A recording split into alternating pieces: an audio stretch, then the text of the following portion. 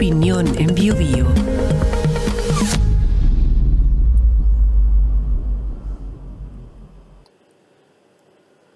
Benito Mussolini fue una de las figuras fundamentales de Europa entre las dos guerras mundiales. Fundador del Partido Fascista en 1919, 3 años después llegó al gobierno de Italia, en un contexto de crisis política y en medio de problemas que enfrentaba la democracia en diferentes lugares del mundo. De alguna manera, se transformó en un ejemplo para Hitler y su futura dictadura nacionalsocialista. En 1917 había triunfado la revolución bolchevique en Rusia y con el tiempo los problemas se repetirían en distintas formas, en España con Primo de Rivera y en el mencionado caso de Hitler en Alemania, en la década de 1930.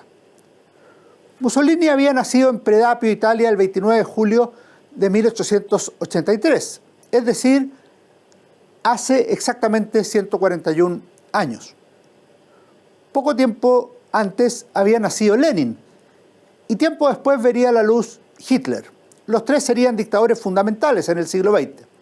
El italiano ha recobrado fuerza en los últimos años, principalmente a través de la literatura, a raíz de la publicación de la obra M, de Antonio Scurati, publicado por Alfaguara en 3 volúmenes, El hijo del siglo, en 2020, El hombre de la providencia, en 2021, y Los últimos días de Europa, en 2023, que en conjunto suman más de 500.000 de copias vendidas. El momento no podía ser más propicio. En 2022 se cumplió el primer centenario desde la llegada de Mussolini al poder en Italia, donde inauguró lo que se podría llamar la era del fascismo. Sin embargo, Mussolini no siempre fue fascista, sino que tuvo una etapa previa que vale la pena conocer, la del Mussolini socialista. Los padres de Benito eran Alessandro Mussolini y Rosa Maltoni. Él era ateo, anticlerical y revolucionario, en tanto ella era católica. En la casa había libros y periódicos políticos, novelas sociales y folletos socialistas. Como destaca R.J.B. Bosworth en su biografía titulada simplemente Mussolini, publicada en Londres, Nueva York por Bloomsbury en 2010, hay bastante mitología sobre los primeros años del futuro duce, que prácticamente habría sido un niño filósofo, con una rebeldía y condiciones de liderazgo innatas. Él estudió un tiempo en el Colegio de los Salesianos, pero finalmente fue expulsado. Como destacaba un informe de entonces, era considerado de una inteligencia viva y de una memoria singular, pero de una naturaleza nada ordenada. Continuó en el Colegio Jesús Carducci. Ahí tuvo buenos resultados en literatura, pedagogía y lenguaje, así como en moral, pero malos en agricultura y matemáticas. Además, comenzó a desarrollar lo que sería su interés por la música. En 1901 fue elegido por el colegio para ser el orador en una conmemoración por la muerte de Giuseppe Verdi, evento que fue mencionado por el periódico socialista Avanti, destacando al camarada estudiante Mussolini, que pronunció un discurso muy aplaudido. Finalmente, Mussolini obtuvo un título de honor y el diploma de maestro. Podría haber sido profesor, efectivamente, pero era claro que su vida iba por otro lado. En tiempos, eran comienzos del siglo XX, en que era un devorador de libros. El 9 de diciembre de 1901 le escribió un amigo: no tengo absolutamente nada a la vista y me veo obligado a vegetar, dolorosamente. Yo espero. ¿Qué espero? El pan. ¿Llegará pronto? No creo. Fue entonces cuando decidió emigrar a Suiza, donde por lo demás llegaban muchos emigrados por razones políticas. Fueron años muy duros. En ocasiones dormía debajo de los puentes, participaba en mítines políticos y fue detenido por pronunciar un discurso durante una huelga. En otra ocasión lo sería por falsificar la fecha de vigencia de su pasaporte. Así recordaría el primer caso. Fui fotografiado de frente y de perfil y mi imagen, numerada con el 1751, pasó a los archivos de la policía encargada del servicio de vigilancia de individuos peligrosos. La socialista Angélica Balabanov recuerda en sus memorias que vio por primera vez a Mussolini en Lausana, Suiza. En la sala en que yo había dado una conferencia sobre la Comuna de París, me había traído la atención una cara que no había visto nunca, torcida por un excesivo nerviosismo y por el hambre. Los ojos inquietos, la mirada insegura, las manos en movimiento continuo, el vestir más que modesto, todo me hizo suponer que se trataba de un desheredado entre los desheredados, de un paria, de un hambriento.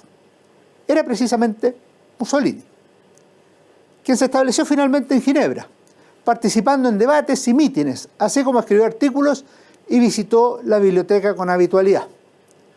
Uno de sus debates fue para negar la existencia de Dios, a partir de lo cual publicó el texto El hombre y la divinidad, donde reprodujo la conocida frase de Marx: la religión es el opio del pueblo. Si bien asistió a clases con Vilfredo Pareto, en realidad fue esencialmente un autodidacta. Para entonces ya era socialista, que fue la fe de su juventud, presente en sus motivaciones, pero también en sus ideas. En esos años, inmediatamente antes de la Primera Guerra Mundial, Mussolini adhirió al socialismo y mantuvo posturas similares a las que tenía Lenin, como ha destacado Emilio Gentile en su excelente libro Mussolini contra Lenin, publicado en Madrid por Alianza Editorial el 2019, que explica el desarrollo de una especie de vidas paralelas entre ambos líderes políticos en las primeras 2 décadas del siglo XX. Por ejemplo, se opuso a las posturas de los socialistas reformistas, al igual que Lenin, que estimaban que era posible evolucionar desde una democracia burguesa a través de los sindicatos, la actividad parlamentaria y con mejores condiciones económicas por el proletariado hacia la revolución socialista. Por el contrario, él estimaba que la clase proletaria debía tener precisamente conciencia de clase y una organización partidista adecuada, que sirviera para preparar la revolución. En otro plano, condenaba a los revisionistas y burgueses, que restaban validez científica al marxismo. El 22 de agosto de 1914, Mussolini señaló que Marx era el maestro inmortal de todos nosotros. Por una parte, el marxismo era una teoría válida para la interpretación de la historia y por otra, era una teoría necesaria para la acción revolucionaria del proletariado hacia el porvenir. En ambos temas, la visión de Mussolini era similar a la de Lenin. Como socialista, destacó especialmente en el ámbito periodístico, cuando dirigió el periódico Avanti. En dicha posición se consolidó, ejerció un gran liderazgo, fue un hombre seguido y admirado, y se trasladó a vivir a Milán. Su trabajo en el periódico tuvo un gran éxito, como resume Gentile en Mussolini contra Lenin. Estaba en contacto frecuente con las masas proletarias, promoviendo, participando en huelgas generales y en grandes agitaciones colectivas. De hecho, era el jefe del Partido Socialista que, bajo su guía, había recuperado vitalidad. Los afiliados de 28.000 en 1912 habían aumentado hasta 50.000 en 1914. En las elecciones de 1913, los diputados socialistas habían pasado de 33 a 53. El periódico del partido había incrementado sus ventas de una media diaria de 34.000 ejemplares en 1912 a 50.000 en 1913, con puntas de hasta 74.000. En octubre de 1914, cuando Mussolini dimitió como director, el Avanti había alcanzado una media de 60.000 ejemplares, con puntas de hasta 100.000. En cualquier caso, al final Mussolini se separó de los socialistas. Hubo un tema decisivo al respecto: la guerra. En un comienzo, el italiano había previsto que el continente marchaba por un camino directo hacia el conflicto bélico que estallaría en 1914, y llegó a señalar un año antes: el militarismo es la pesadilla de Europa contemporánea. Desarme o guerra internacional, este es el trágico dilema de un mañana más cercano de lo que puede creerse, señaló el 22 de noviembre de 1913. En otra oportunidad dijo que combatir el militarismo era también combatir al capitalismo. Por eso, en agosto de 1914, señaló que si estallaba la guerra, el deber de los italianos era rebelarse. Ese fue el mes en que precisamente estalló la guerra. Pero poco después la posición de Mussolini cambió, en parte por la realidad de que los partidos socialistas y los diversos países se fueron sumando al conflicto bélico, por lo cual Italia no podía permanecer neutral y debía luchar contra las potencias centrales, como finalmente lo hizo. Por lo mismo, pronto Mussolini dio vida a otro periódico, Il Popolo d'Italia, que apareció el 15 de noviembre de 1914, cuyo subtítulo decía originalmente Diario Socialista, pero esto le costó a Mussolini ser expulsado del partido. Comenzaba una nueva etapa y con ella ingresaría también distintas ideas a la cabeza del joven rebelde y socialista, pero cuyas preocupaciones pasarían a ser otras, como la guerra que estalló en Europa e incluso la revolución en Rusia 3 años más tarde.